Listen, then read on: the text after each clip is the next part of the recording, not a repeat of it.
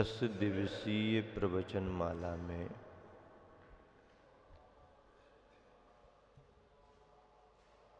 तीन बिंदुओं में आज के बिंदु हैं करण, चरण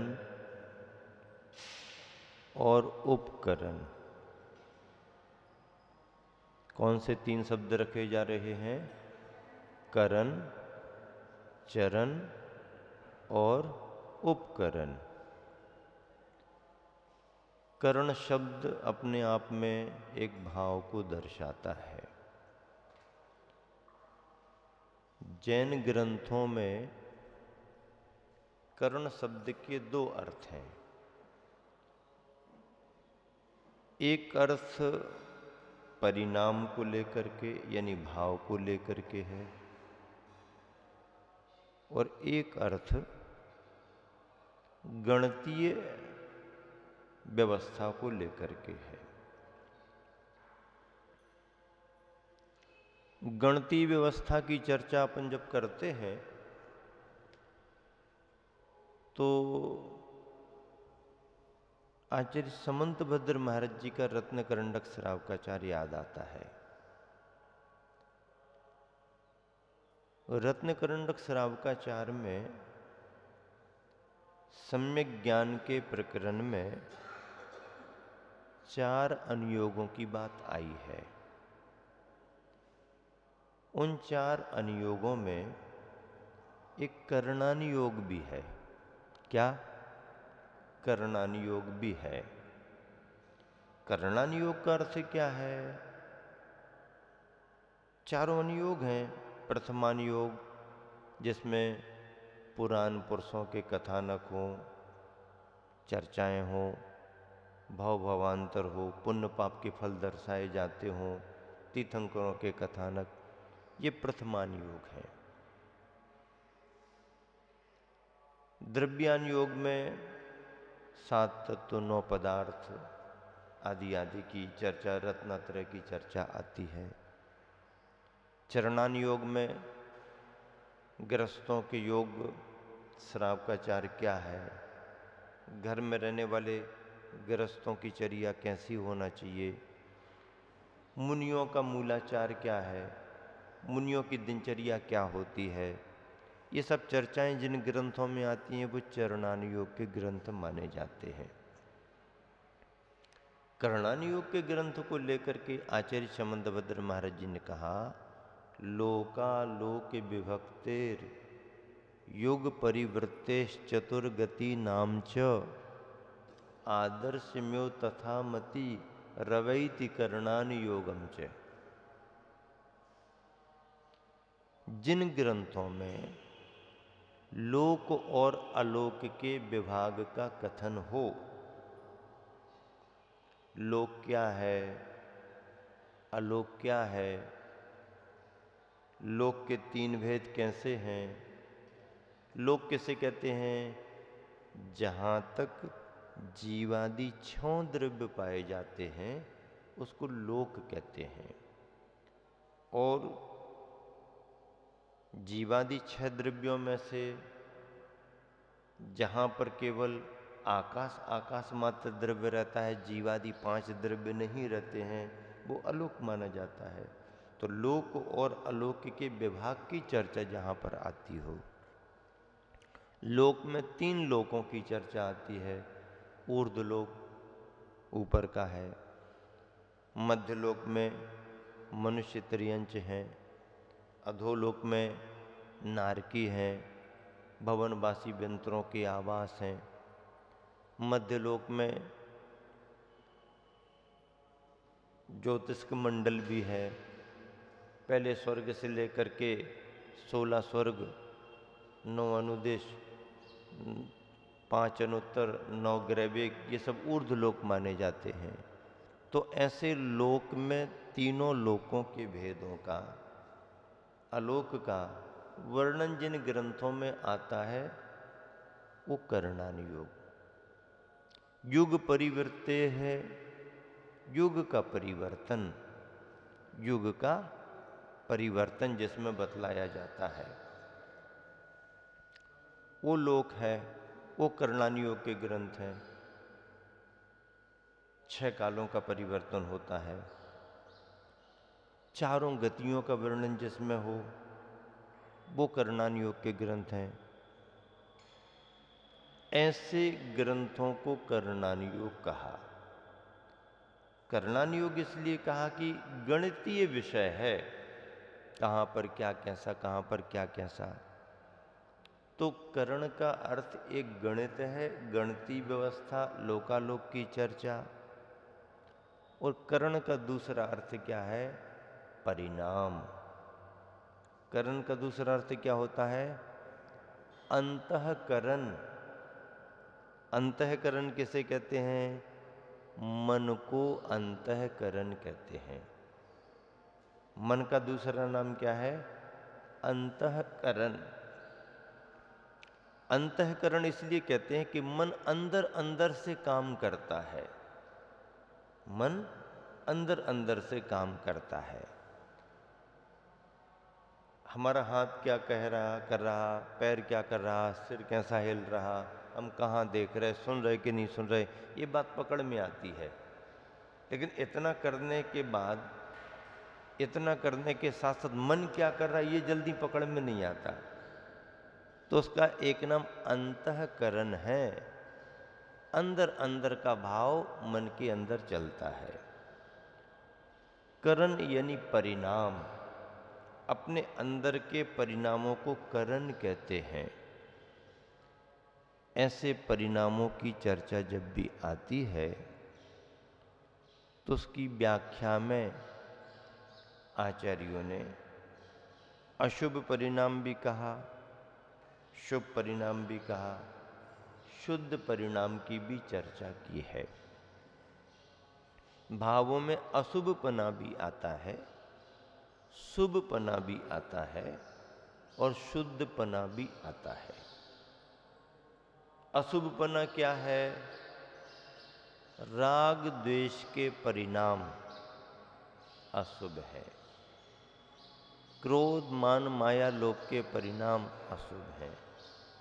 मोह और मिथ्यात्व के परिणाम अशुभ हैं। ये विभाव भाव है। इससे संसार ही बढ़ता है। संसार घटता नहीं है, संसार बढ़ता है, मजबूत होता है। जितने भी विभाव भाव हैं, आर्त रौद्र परिणत, आर्त ध्यान, रौद्र ध्यान, ये सारे विभाव भाव हैं। ये अशुभ में जाते हैं। आर्त ध्यान में क्या क्या आता है? आर्त ध्यान में इष्ट वियोग, अनिष्ट संयोग, पीड़ा चिंतन, निदान बंध। इष्ट का वियोग होने पर जो परिणाम विकलता होती है, इष्ट वियोग। अनिष्ट संयोग, हम पसंद नहीं करते और वही आके बैठ गया। हम जिसको पसंद नहीं करते वही आके बैठ गया। भोजन में जो चीज अच्छी नहीं लगती वही तुमने परोस दी। जैसे तैसे उसको इसलिए जल्दी ले ली कि बार बार देखे नहीं, सोने समझी अच्छी लग रही सो और रख दी, मामला बिगड़ गया। अनिष्ट का संयोग, इष्ट का वियोग। जो अपना चहेता है, हितैषी है, जिससे अपनी व्यवस्थाएं चलती हैं, कहीं चला गया, आने का नाम नहीं ले रहा, या आयु कर्म पूरी हो गई, इष्ट का वियोग। उससे इष्ट के वियोग से होने वाली विकलता, इष्ट के वियोग में होने वाली विकलता, इष्ट के वियोग में होने वाली विकलता, ये आर्त ध्यान है, अशुभ है।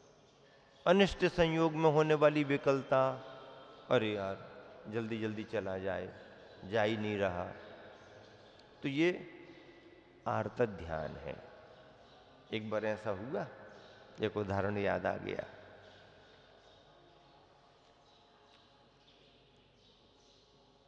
दामाद साहब पहली पहली बार ससुराल गए शुरुआती समय में। अब लेने जाना था और परिवार ने उन्हीं को भेज दिया, जाओ ले आओ। गए, पहुंच गए, आओ भगत अच्छी हो गई, सब हो गया। भोजन का समय आया, उन्होंने घर पर पूछ लिया क्या करना क्या नहीं करना। कोई बात नहीं, सब अच्छे से बना दिया। कुछ सासू ने अपने मन से भी बना लिया। अब सासू को कड़ी बहुत पसंद थी, सो उन्होंने कड़ी बना ली। अब कड़ी बना ली, कड़ी परोस दी। वो चीज दमन साहब को पसंद नहीं थी और रख दी। अब मना करते नहीं बना, क्या करें, बाकी चीजें सब अच्छी हैं पर ये चीज खराब दिख रही, और दिखे तो और मन खराब होता है। इसलिए उन्होंने भोजन करते करते सोचा कि ये बार बार ना देखे, इसको पहले ले लो।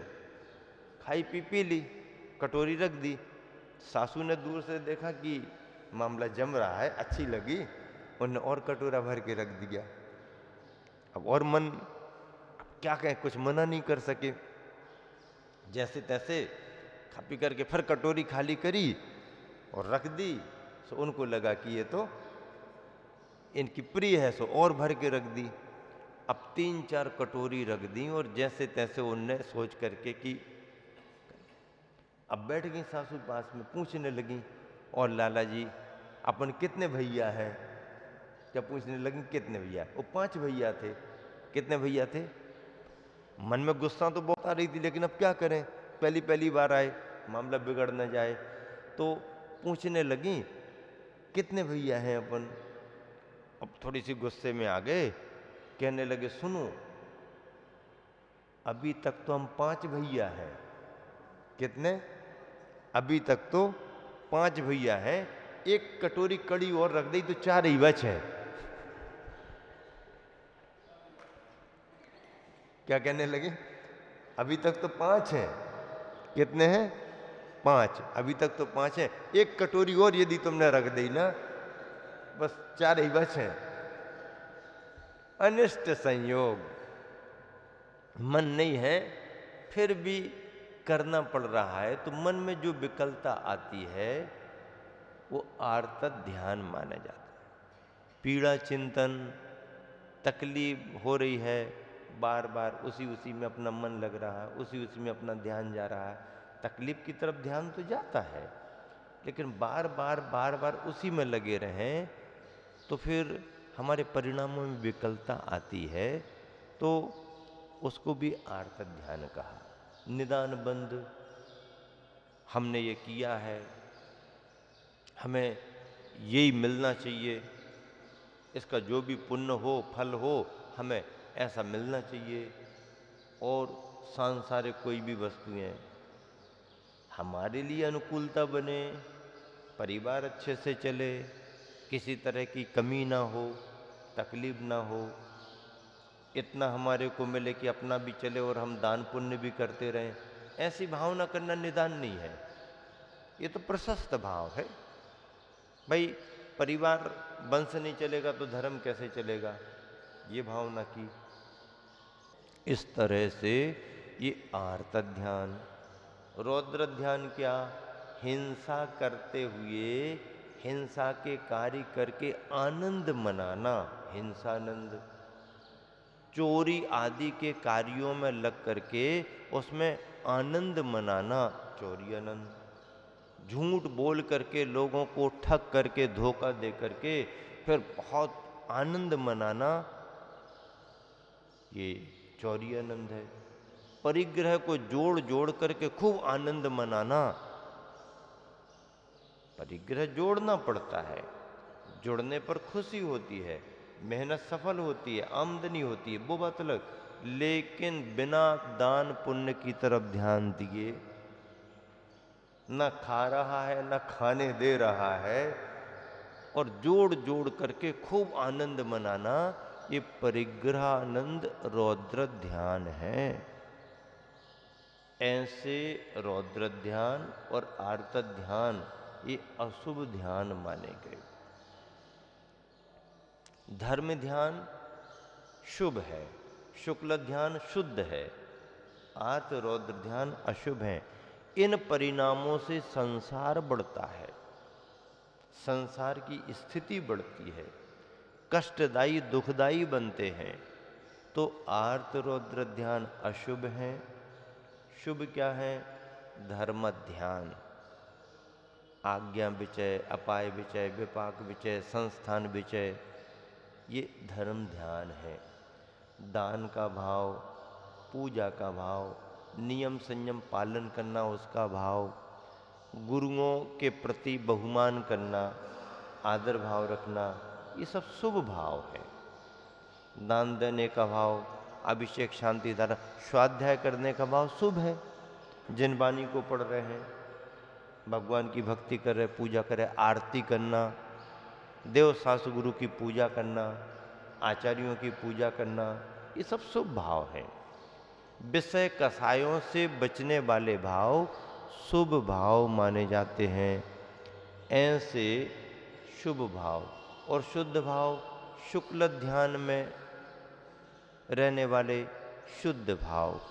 शुद्ध भाव माने गए अशुभ से बचना पड़ता है, शुभ में लगना पड़ता है और शुद्धता को पाने की भावना भाना पड़ती है। इस समय अशुभ से हम बचें, शुभ में लगें और शुद्धता को पाने की भावना भाएं।